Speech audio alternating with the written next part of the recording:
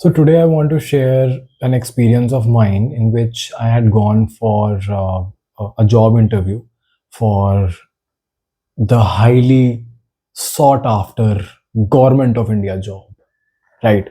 तो मैं भी उन्हीं लोगों में से था जो पीछे पड़ा हुआ था, एक ट्राई मारेंगे यार, एक बार सरकारी job is equivalent to India की टॉप मोस्ट यू नो मज़े, और सब बंदे बंदियाँ सबको, रिश्तेदारों को सबको बताएँगे हाँ भी सरकारी जॉब है। तो मेरे अंदर भी था, और एक ट्राई क्यों ना मारे, जब 30 साल के अंडर था मैंने, तो मैंने ट्राई मारा। मैं आपको बताना चाहता हूँ कि आज की डेट में हो क्या रहा है, ये कोई यूपीएससी टाइप की जॉब नहीं है, ना ही ये बैंक वाली जॉब्स है। मैं बस आपको बताना चाह रहा हूँ कि मैंने एज़ एन एचआर, क्योंकि मैं एमबीए एचआर हूँ, मेरे पास कॉर्पोरेट एक्सपीरियंस था, तो मैं एलिजिबल था फॉर सम सरकारी jobs in HR, right? In assistant manager, HR and admin, ये रोल्स थे। पोजीशंस 2 या 3 होती हैं इनकी, ये भी बता दूँ। और ओवरऑल प्रोफाइल, रिज्यूमे, इन सब और नंबर्स, इन सब के बेसिस पे शॉर्टलिस्ट करते हैं। कुछ एग्ज़ाम्स भी लेते हैं। तो मैंने एग्ज़ाम्स दिया था नेशनल फर्टिलाइज़र लिमिटेड का एचआर के लिए, और उसमें मैं 6 नंबर से रह गया। मैंने आईबीपीएस का भी दिया था बैंक का, उसमें मैंने प्रीलिम्स क्लियर किया, मेंस में मैं 3.5 नंबर से रह गया। तो मैंने सोचा यार ये एग्ज़ाम्स वाला पंगा बड़ा दिक्कत कर रहा है, कोशिश करते हैं डायरेक्ट इंटरव्यू वाले पंगों की। जो कि मतलब पंगा मैं इसलिए कह रहा हूँ क्योंकि ये बहुत मुश्किल होता है, और मुझे पता नहीं बट ऐसा लगता है कि यार किसी का फ़ोन, किसी की बात, कहीं से कोई मिनिस्टर का बाप का छोटा, चाचे का लौंडा, या पीए के भाई का फुफेरा भाई, मैं कुछ भी बोल रहा हूँ, बट मेरे को ये टेस्ट करना था कि यार ये सच में ऐसा होता है कि नहीं। तो मैं बताता हूँ कि मैंने एक जगह अपना इंटरव्यू के लिए मतलब अपने सारे डॉक्यूमेंट्स वगैरह भेजे, और मैंने आई थिंक 50-60 फॉलोअप्स मारे कि भाई क्या हुआ, और लिटरली 1.5 ईयर्स के बाद उनकी तरफ से मेरा डायरेक्ट कॉल लेटर आया फॉर एन एग्ज़ाम। तो मैंने कहा अरे भाई इसमें तो पता ही नहीं था एग्ज़ाम है।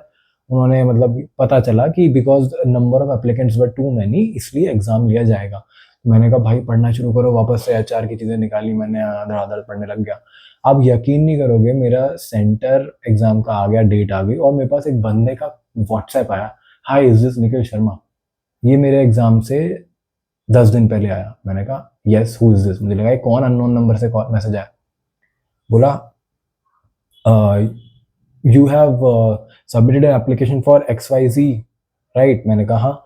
तो you must have downloaded your admit card. मैंने कहा हाँ। Who are you? भाई कौन चीज क्या है? तो कह रहा है we are from the testing agency and we have the official. And हाँ, उसने मुझे बोला था कि मैं आपसे बात कर सकता हूँ एप्लीकेशन के बारे में। मैंने कहा कुछ गड़बड़ हो गई होगी भाई, लगता है टेस्ट वाले कुछ कह रहे हैं। मैंने कॉल किया, बंदे ने मेरा फ़ोन नॉर्मल काट दिया और व्हाट्सएप कॉल किया, पता नहीं क्यों। अब वो कह रहा मुझे, हाँ भाई उसकी आवाज़ ना मेरे को लगी थोड़ी दिल्ली, थोड़ी हरियाणा साइड की। ओ भाई क्या हुआ भाई? हाँ और भाई कैसा भाई, निखिल शर्मा बात कर रहा? मैंने कहा हाँ सर, हु आर यू? अरे भाई देख, तेरा ना पेपर का वो आ गया फॉर्म, ठीक है? फॉर्म बोला वो। मैंने कहा ओके। फिर मेरे को लगा भाई इससे इंग्लिश में बात तो करेंगे। मैंने कहा हाँ भैया बताइए आप कौन बात कर रहे हैं, आप सर हैं, कौन है आप? वो बंदे ने अपनी बात रखी ऐसे घुमा फिरा के कि उसने ये भी नहीं बताया कि वो कौन है, और ये भी बोल दिया कि वो चाहता क्या है मुझसे। उसने मेरे को क्लियरली बोला कि भाई मेरे पास ना, मैं हूँ टेस्टिंग एजेंसी की तरफ से बिचौलिया, मतलब आप समझ लो टीसीएस वाले कई बार पेपर कराते हैं, राइट? और आजकल आपने देखा होगा यूजीसी नेट स्कैम, या फिर ये यूजीसी, इस समय में जब मैं वीडियो बना रहा हूँ यूजीसी नीट का पेपर कैंसिल हुआ because of leaking and stuff. But ये बड़े लेवल के पेपर्स हैं, मैं छोटे लेवल का पेपर बात कर रहा हूँ जो लिटरली 2 पोजीशंस के लिए हायर कर रहा है। वो बंदा कह रहा है कि हम हैं वो बंदे, मतलब आप देखो करप्शन का लेवल, हम वो बंदे हैं जो कि कंप्यूटर बेस्ड टेस्ट है उसका सॉफ्टवेयर जो है, हम उसको अपलोड करने वाले हैं। मतलब वो ये भी नहीं कह रहा कि मैं एजेंसी वाला हूँ, मैं ये भी नहीं कह रहा कि मैं कंपनी वाला हूँ, मैं कह रहा हूँ हम तो भाई अपलोड करेंगे, मतलब एडमिन चेक्स वाले बंदे हैं। मुझे समझ नहीं आई बात उसकी, बट वो ये कह रहा था मेरे पास आपका सीट नंबर, रोल नंबर, आपका एडमिट कार्ड मेरे सामने है, और उसने मेरे को मेरा एड्रेस बता दिया पढ़ के। बताओ तुम, मतलब डेटा कहाँ जा रहा है कुछ नहीं पता, मेरा एड्रेस उसके पास है। मेरी फट गई। मैंने कहा अरे भाई, बोले आप यहीं रहते हो ना इधर नोएडा में? मैंने कहा हाँ नोएडा में रहता हूँ। नोएडा को नोएडा कह रहा, हाँ भाई बहुत पास हो आप तो हमसे। तो आप एक काम करो, आपका सीट नंबर, रोल नंबर पता लग गया है, ये आपका एग्जाम के लिए, मेरे पास पूरा क्वेश्चन पेपर है, मैं आपको पूरा आंसर की बता दूंगा, लेकिन मैं ऐसे कुछ शेयर नहीं करूंगा ताकि पकड़े ना जाए। मैं आपको ना एक एक क्वेश्चन बताऊंगा और मैं आपको याद करवा दूंगा कि B C A D, B C D A, ऐसे करके आप रट्टा मार लो, आपका सिलेक्शन ना हो तो मेरा नाम बदल देना। मैंने कहा भाई आप क्या कह रहे हो? पहले तो मेरी फट गई, मैंने पापा की तरफ देखा, पापा वहीं पे थे रूम में। मैंने स्पीकर पे गए, मैंने कहा पापा ये क्या कह रहा है, क्या कह रहा है ये? पापा बोले चुप चुप हो जाए, ऐसी है। लेकिन मैंने कहा अच्छा नहीं तो भैया आप क्यों हेल्प कर रहे हो? बोले देखो भाई थोड़ी हेल्प आप हमारी कर दो। मैंने कहा अच्छा। मैंने कहा अच्छा भैया मैं तो स्टूडेंट हूँ। मैंने उसे बताया नहीं कि मैं वर्किंग प्रोफेशनल हूँ और वैसे भी मैं कुछ इतना कमा नहीं रहा हूँ, ठीक है, लॉल। मैंने कहा हाँ मैं तो स्टूडेंट हूँ भैया, मैं तो कब से कोशिश कर रहा हूँ। तो बोला देखो भाई मैं आपको सीधी बात बता दूंगा, आपको ना पैसे नहीं देने अभी, सिलेक्शन के बाद देना। मतलब भाई बंदा इतना कमिटमेंट के साथ बता रहा है बात। मैंने कहा कितने? कह रहा 30 lakhs, 30 lakhs। मैंने कहा भैया मैं फोन रखता हूँ, नमस्ते। मैंने फोन काट दिया। अब आप देखो ये हालत है अब इस समय, 30 lakhs में वो पूरा आंसर रटवा रहा है मेरे को, ठीक है। मेरे पास तो ऑब्वियसली पैसे है नहीं, किसी के पास हो भी सकते हैं। और मैं बताऊं किसी बंदे ने तो फ्री में भी करा लिया होगा ना, किसी का फोन करवा के, किसी के मिनिस्टर का पीए, वॉट एवर द हेल। और वो कन्विक्शन के साथ कह रहा है कि जब सिलेक्शन हो जाएगा ना, जब आपका रिजल्ट में नाम आएगा उसके बाद पैसे देना। भाई देखो मैं ऐसे काम तो कर नहीं सकता, मेरी तो फटती है इन चीज़ों से। लेकिन कुछ लोग होते होंगे शायद इतने ज़्यादा कि ज़मीन गिरवी रखी है या फिर पता नहीं क्या क्या बेच के, कुछ लोग इतने ज़्यादा कि एक सरकारी जॉब मिल जाएगी। सरकारी job is equal to India में टॉप। आप इंडिया में सर, ये एक बाइक गई है, sorry for the background noise.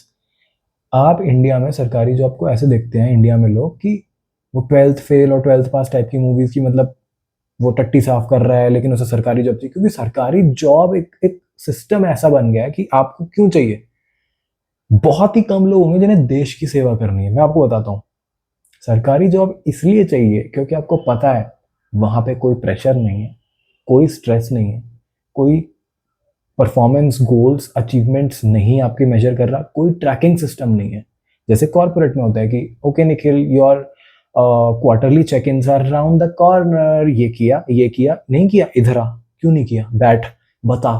तो ये जब आपके ऊपर प्रेशर पड़ता है ना कॉर्पोरेट में, तो आपको पता चलता है कि अच्छा काम क्या होता है। ओ मेरा हर एक्शन, मेरा हर काम देखा जा रहा है, नापा जा रहा है, परफॉर्मेंस उसका गोल की तरफ बढ़ रहा है कि नहीं। मतलब इट्स अ गुड थिंग। लेकिन वो प्रेशर लेकर आता है, आपको स्ट्रेस देता है, जिसकी वजह से आप हर समय डर में रहते हो भाई मेरी जॉब तो नहीं चली जाएगी, भाई मेरी मैनेजर से गाली गलौज हो गई, शायद मैंने अच्छे से बात नहीं की, भाई मेरी परफॉर्मेंस में नंबर तो नहीं काट देगा। ये सब चीजें कॉर्पोरेट सेक्टर में चल रही है, प्राइवेट में ठीक है, गवर्नमेंट में एग्जिस्ट नहीं करती। It's a joke. अगर ये करती भी है तो इट्स अ जोक। वो नंबर ऐसे ही दे देते हैं क्योंकि फायर नहीं होता कोई सरकारी में। तो सबसे बड़ा जो भी बंदा आपको, आपके पड़ोस का बच्चा है, कोई भी चाचे का लौंडा बोल रहा हो कि भाई मैं सरकारी की जॉब कर रहा हूँ, देश के लिए कुछ करना, उसको पता क्या बोलना, भाई मुझे पता है। मतलब मैं ये नहीं कह रहा कि सभी कमीने होते हैं, लेकिन मैं बता रहा हूँ कि मोस्टली सारे कामचोर होते हैं जिन्हें सरकारी जॉब चाहिए। क्योंकि सरकारी जॉब इज इक्विवेलेंट टू बढ़िया lavish lifestyle, no stress, work life balance, 9 to 5, lol nobody sits in office at 5, कुछ लोग चले जाते हैं, एंड गुड शादी। और पूरे समाज में आपको सब ऐसे करते हैं, अरे सरकारी बाबू सर। और ये जो मीम्स और हंसी मजाक में जो हम ले रहे हैं ना, not good bro, not good, this is the reality. तो ये एक एक्सपीरियंस था जो मैं आपके साथ शेयर करना चाहता था। मैंने वो पेपर नहीं दिया क्योंकि जब एक बार रिग्ड हो जाता है ना सिस्टम, तो मुझसे वहां रहा नहीं जाता, मुझे उल्टी आने लगी कि यार what is this, what the hell, I just can't even give the paper and then I saw the result and किसी बंदे का हो गया, आई डोंट नो हाउ। तो मेरे को बहुत सिंपैथाइज करता हूँ, एम्पैथाइज करता हूँ नीट के स्टूडेंट्स के लिए। मैं तो फिर भी एमबीए के बाद की बात कर रहा हूँ। ये तो बेचारे बच्चे जॉब भी नहीं कर रहे, पढ़े जा रहे हैं, कुत्ते की तरह पढ़ के बेचारे घर पे जब सोने आ गए तो इनको कितना बुरा लगा होगा कि यार god the paper has been cancelled और री नीट होगा जस्ट बिकॉज ऑफ सम पैसे वाले लोग जिन्होंने एक गेम चलाया। तो I am really really sorry to all. और मैं चाहता हूँ कि कोई बड़ा स्टेप ना लें अपने दिमाग में कि this is the end of life, please ऐसा कुछ मत कीजिएगा। अब मुझे सैडनेस इस बात की लगती है कि आपके कंट्रोल में घंटा कुछ नहीं है। मैं उन बच्चों को जानता हूँ जो इस समय रो रहे होंगे, चीख रहे होंगे और अंदर से एगनाइज कर रहे होंगे कि यार इतनी मेहनत की मैंने, but I have to again study. और फिर से आपके खुल गए होंगे किताबें जिनको आपने साइड कर दिया होगा कि चलो यार रिजल्ट का वेट करें। फिर से वो बहुत ही एनर्जी और बहुत ही ताकत की बात है जो आप कर पा रहे होंगे। और मैं बस आपको एक ही चीज़ बोलना चाहता हूँ कि आप एक बार और करें। और इस बार नहीं होगा, भगवान चाहे तो नहीं, ऑब्वियसली अब तो सब छीछा लेदर हो गई है, लेकिन एक और बार पेपर दीजिए, जो हो सकता है आप कीजिए, जो होगा अच्छा ही होगा। और जो हो रहा है अभी तक आपके साथ वो कुछ सोच समझ के ही हुआ है। और इसको एक पॉजिटिव डायरेक्शन में सोचें कि कुछ नहीं होता, हो जाता है कभी-कभी। और प्लीज़ कोई बड़ा स्टेप ना उठाएँ, क्योंकि कई बच्चे, मेरे कुछ मतलब जान-पहचान के लोग, जब मैं 11th-12th में था तो एक बंदे ने सुसाइड भी कर ली थी due to another reason, but it was all because of academic pressure. तो I just want to share कि this is not the end of life, not the end of world. And मैं next video में मैं आपको बताऊँगा, जब मैंने कुछ सरकारी शॉर्टलिस्ट हो गया सरकारी एग्ज़ाम्स के बाद, and then I really got in front of the admission panel. तो मैं आपको बताना चाहूँगा कि किस तरीके से इंटरव्यूज़ लेते हैं आज की डेट में सरकारी लोग। मैंने अपनी लाइफ में 3 सरकारी इंटरव्यूज़ दिए हैं, जिनमें मैं 6 पैनल मेंबर्स के सामने बैठा हुआ था। जस्ट लाइक किसी भी यूपीएससी इंटरव्यू में होता है ना, जिसमें वो आपको बॉडी लैंग्वेज वगैरह, वो मैं आपको रियलिटी बताऊँगा। ये जितने भी चैनल्स चल रहे हैं ना कि when you enter close the door like this and sit and put your hands आगे पीछे, ये सब रैंडम शिट है, ठीक है? ये सब नहीं देखा जाता। क्या देखा जाता है वो मैं आपको बताऊँगा। So I will bring my HR expertise, my HR knowledge, and also my people knowledge that I have gained over 4 years of corporate life after my MBA in HR.